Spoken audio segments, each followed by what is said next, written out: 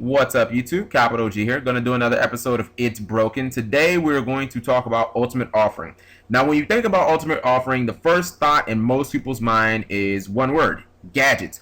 And it's fine to make that association because these two cards are kind of like the delinquent duo. Once you see one, you see the other. They're partners in crime.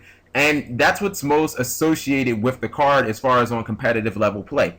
But, you know, Ultimate Offering does have some other uses, and there are some other applications. For instance, some of you might not know, but Madolche, the new theme that's about to come out, it's not even out in the TCG. They already have an OTK that's completely associated with Ultimate Offering. I remember my first regional top, I played a Blackwing mirror match, the only match I lost in the entire event. And the player that I was playing against, he focused his deck around being able to use Ultimate Offering in conjunction with Black Rowan, which was at 3. So, for instance, he could go summon Shura, or God forbid, summon Sirocco. He'd activate Ultimate Offering, summon the card that he just searched with Whirlwind, and then he'd do it again and again and again until he had 5 monsters on the field. And usually, you know, if he synchros or something like that, this guy could easily drop Dark Arm or Haverborn and just, you know, OTK his opponent in one turn. The ultimate problem, and I gotta stop saying ultimate in this video. The biggest problem with Ultimate Offering is that despite the fact that it's pretty poor card design, I don't like any cards that let you do something basically an unlimited amount of times. Like cards like Rekindling or Dimension Fusion or Return from the Different Dimension, Ultimate Offering, they probably shouldn't exist. I don't really think it's good card design for any card to say, hey, you can do this as many times as you want. It doesn't matter what the action is. If it's drawing, if it's attacking, if it's summoning monsters, it really doesn't matter. I mean, cards like Rekindling or Dimension Fusion, they basically say, hey, summon as many as you want until you can't, you know, handle anymore. That's what Ultimate Offering essentially lets you do. It basically says, summon as many monsters as you want until your heart's content. I mean, as long as you have life points, just go for it.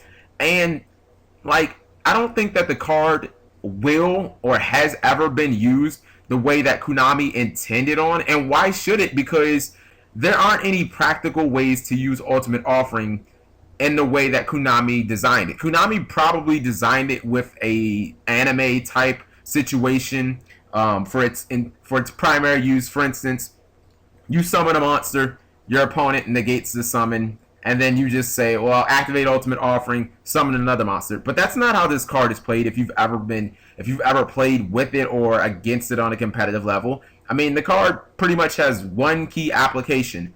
Summon as many monsters as you can the turn you activate it, and considering now that you have Xyz, the plays get even more broken. But generally speaking, the turn that you activate Ultimate Offering, you're going to win, or you're going to attempt to win. So when I look at that, I'm thinking there aren't really many ways for you to use this card. Despite the fact that you can play this card defensively, almost no one does. And the fact that it has that ability to let you summon during your opponent's battle phase just unlimitedly too is really, really fucking stupid. Like, poor design card all around. I also don't like the fact that Ultimate Offering kind of wrecks the set and normal summon mechanics.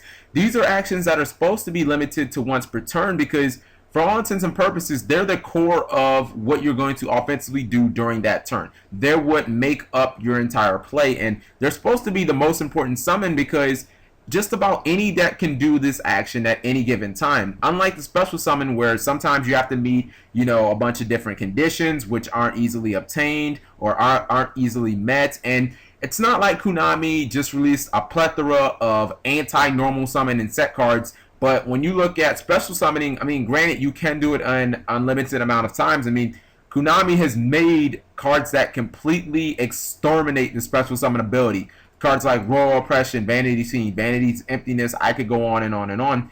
I mean, most of the cards that stop normal summoning also stop special summoning. Cards like Torrential Tribute or cards like Solemn Warning, Solemn Judgment, you know, they basically cover all grounds. Konami, I believe that they basically wanted any deck to be able to, at any given time, have some option of being able to just set a monster or summon something, and this card kind of makes a mockery of that because it turns normal summoning into special summoning, and since normal summoning is so much easier, that really kind of just fucks up the entire mechanics. I think that Ultimate Offering is one of those cards where I think it should be limited to one because I mean, there's going to be decks like Madochi that come out. There are going to be cards like Gadget, and there isn't really any way to use this card outside of attempt OTKs. I mean, there isn't any time somebody's just going to say, oh, I'm just going to use this one. To me, once you're in it to win it when you activate Ultimate Offering, as far as I'm concerned. So let me know what you guys think. If you think the card's not broken, or if you think it is broken, click an ad, and I'll talk to you later.